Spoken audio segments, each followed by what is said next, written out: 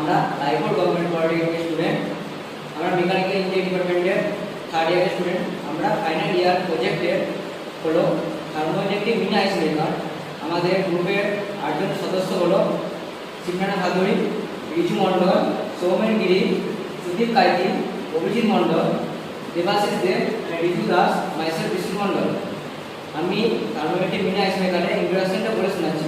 Thermoelectric mini ice maker হলো একটি আধুনিক তৈরি যন্ত্র যা পেল্টিয়ার এফেক্ট ব্যবহার করে বরফ তৈরি করে। এই যন্ত্র সাধারণত রেফ্রিজারেটরের মতো কম্প্রেসর ব্যবহার করা হয় না। এর ফলে কম শব্দ হয়, কম্পন কম হয় এবং বিদ্যুৎ খরচ খুবই কম হয়। Thank you. প্রতি কম্পনের মেন কম্পনগুলো বলে শোনাচ্ছে সিমরানা ভাদুরী।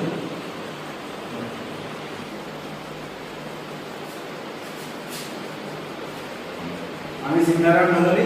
আমি এই প্রজেক্টের মেন কম্পোনেন্টগুলোর নাম বলে শোনাচ্ছি।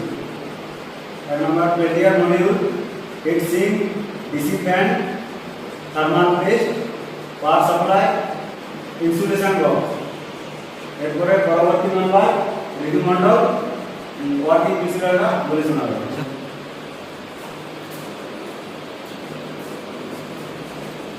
আমি রিজু মণ্ডল। আমাদের প্রজেক্টের নাম হলো থার্মোইলেকট্রিক মিনি আইস মেকার। আমি এই প্রজেক্টের ওয়ার্কিং বিষয়টা বলে শোনাবো। থার্মোইলেকট্রিক মিনি আইস মেকার হলো পেল্টিয়ার ইফেক্টের মাধ্যমে কাজ করে। যখন বিদ্যুৎ প্রবাহ থার্মোইলেকট্রিক মডিউলের মধ্যে দিয়ে যায়, তখন মডিউলের একদিকটা ঠান্ডা হয় এবং অন্যদিকে গরম হয়। ঠান্ডা দিক জলের তাপ শোষণ করে এবং জল বরফ তৈরি করে, এবং গরম দিকে হিটসিং সাহায্যে তাপটা বের হয়ে যায়।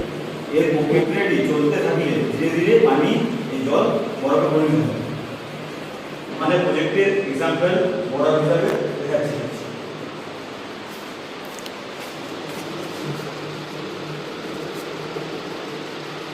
যে প্রজেক্ট। Thank you. আমাদের next member Soumen Giri disadvantage এবং অ্যাডভান্টেজ বলে শোনাবেন।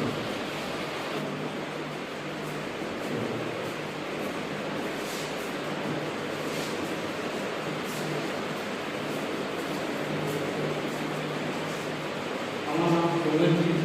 আমি মিনি আইস মেকারের সুবিধা অসুবিধাগুলো বলছি। 1 নম্বর পয়েন্ট হচ্ছে কম জায়গায় সহজে রাখা যায়। 2 নম্বর পয়েন্ট হচ্ছে সাধারণত আইস মেকারের তুলনায় কম বিদ্যুৎ লাগে। 3 নম্বর পয়েন্ট হচ্ছে ক্ষতিকর গ্যাস ব্যবহার করতে পারে না। মিনি আইস মেকারের অসুবিধা 1 নম্বর পয়েন্ট হচ্ছে বরফ তৈরি করতে বেশি সময় লাগে। 2 নম্বর পয়েন্ট হচ্ছে একসাথে বেশি বরফ তৈরি করতে পারে না। 3 নম্বর পয়েন্ট হচ্ছে রেফ্রিজারেটরের মতো শক্তিশালী নয়। এর পরবর্তী মেম্বার রিজু দাস এর ব্যবহারটি বলে শোনাবো। আমি রিজু দাস। আমি থার্মোইলেকট্রিক মিনি আইস মেকারের ব্যবহার করে শোনাচ্ছি। 1 নম্বর পয়েন্ট হচ্ছে পানীয় জল ঠান্ডা রাখতে ছোট পরিমাণ বরফ তৈরির জন্য এটি ব্যবহার করা হয়। 2 নম্বর হচ্ছে কর্মক্ষেত্রে ঠান্ডা পানীয় ও বরফের সংযোগের জন্য এটি ব্যবহার করা হয়। 3 নম্বর এটি সহজে বহন করা যায় বলে ভ্রমণের জন্য ব্যবহার করা হয়। আর 4 নম্বর হচ্ছে যে এটি মেডিকেল কলেজের জিনিসপত্র ঠান্ডা রাখতে ব্যবহার করা হয়। Thank you. এরপর Debashis Deb thermoelectric mini ice মেকারের হিস্ট্রি নিয়ে বলে শোনাচ্ছি। আমার সাথে থার্মোইলেকট্রিক মিনি আইস মেকারের যে হিস্ট্রি আছে, ইন্ডিয়াতে ভারতের ইলেকট্রিক কুলিং প্রযুক্তির ব্যবহার শুরু হয় কুলিং ডিভাইস ও ইলেকট্রিক যন্ত্রে।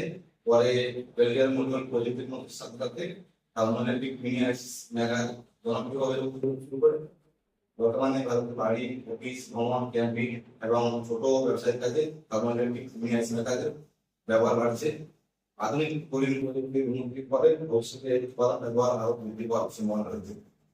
Thank you. পরবর্তী আমাদের মেম্বার ফিউচার স্কোপের বিষয় নিয়ে কিছু বলবে, তার নাম হচ্ছে অভিজিৎ মণ্ডল।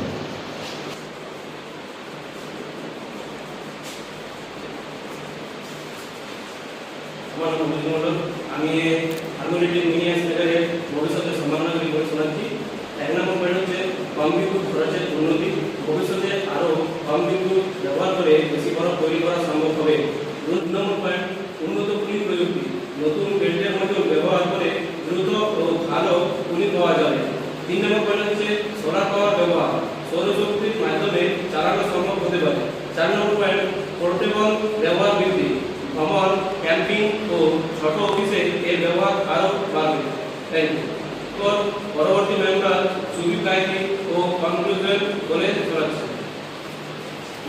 আমি সুদীপ কাইতি, আমি থার্মো ইলেকট্রিক মিনি আইস মেকারের কনক্লুশন বলেছিলাম। Thermo electric mini ice maker একটি আধুনিক, ছোট ও পরিবেশ বান্ধব কুলিং যন্ত্র। এটি পেল্টিয়ার ইফেক্টের মাধ্যমে কাজ করে এবং কম্প্রেসার ছাড়াই বরফ তৈরি করতে সক্ষম। যন্ত্রটি কম শব্দ করে, কম বিদ্যুৎ খরচ হয় এবং সহজে বহন করা যায়। যদিও এর কুলিং ক্ষমতা ও বরফ তৈরির পরিমাণ তুলনামূলকভাবে কম, তবু ছোট আকারের ব্যবহার, ভ্রমণ, ক্যাম্পিং ও ব্যক্তিগত কাজে এটি খুবই উপযোগী। Thank you.